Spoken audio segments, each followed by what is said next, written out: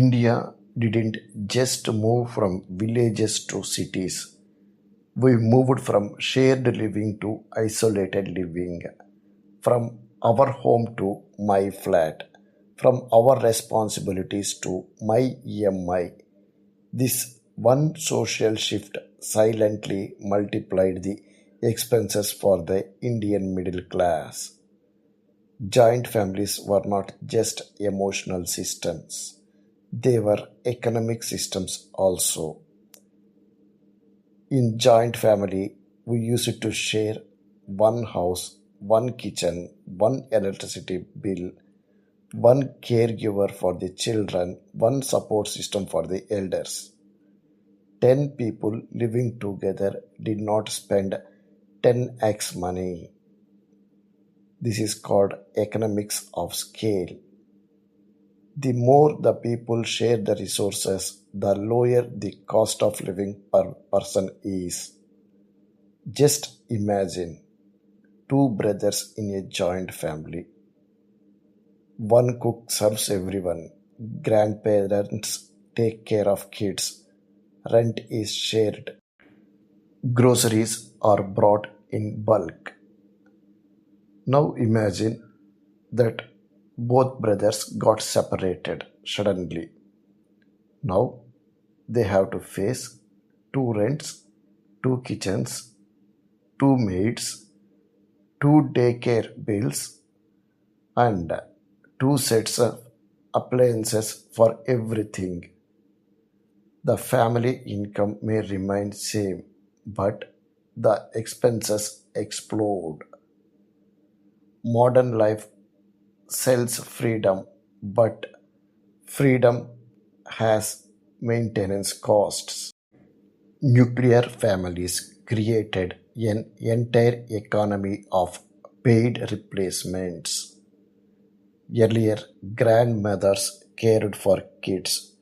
Today, we replaced it with daycare centers. Earlier, we used to have shared emotional support in joint families. Today, we are subscribing for therapies to get rid of loneliness and burnout. Earlier, we used to have family members around us to share household works. Today, we have replaced it with maids, food delivery, and convenience apps. I am sure I am not the only person who knows all about this. Almost all the people who were separated from the joint family knows all these pains and sufferings. But still, they are choosing nuclear families because joint families were not always perfect. Many people suffered because of lack of privacy, family politics, control issues, emotional pressure, and sacrificed individuality. Especially women carried huge invisible burdens in joint families. So people wanted freedom, and that desire is understandable. But the problem is that modern society sold independence without explaining the cost structure. We gained privacy, but we lost economic resilience. We gained personal freedom, but we lost shared security. The biggest psychological, emotional, and economic damage of a nuclear family is child care. In joint families, grandparents were the support system. Today, parents are outsourcing the parenting itself. When parents are outsourcing the parenting itself, then what for we are living? Are we living only to earn money, to buy more modern day materialistic facilities? Humans were not designed to live emotionally isolated lives. Joint families distributed the emotional shocks. If one person loses income for a short term, other persons supported. If someone was sick, someone stayed at home to support him. Today, the nuclear families operate like fragile startups. One job loss, one medical emergency, one divorce, or one mental breakdown, and the entire system shakes. Nuclear families also created massive housing demand. Earlier, one large house served many people. Today, every couple wants separate flat, separate furniture, separate lifestyle identity. This increased urban crowding, EMIs, rent pressure, consumption pressure. Modern economics actually benefit when families split because more households means more consumers.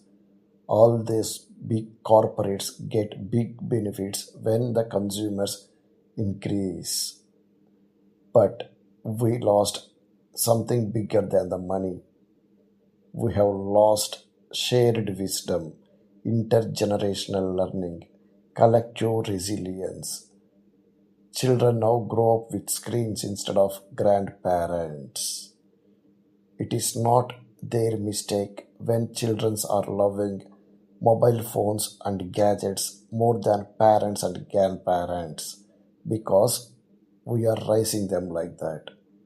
In this video, I am not trying to say that everyone should return to toxic joint families because bad family systems can destroy their lives.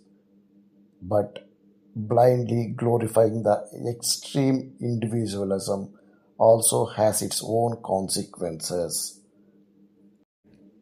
Real wealth is not just having money, income, and mechanical resources.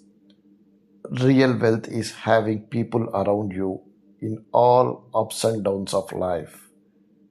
The middle class is not collapsing only because of prices. It is collapsing because every individual is now trying to build alone. Earlier, families used to build together. If this video made you think differently about money, family, and modern life, subscribe to our channel and comment below your preference. Is it a nuclear family or a giant family? Please try to comment your experiences.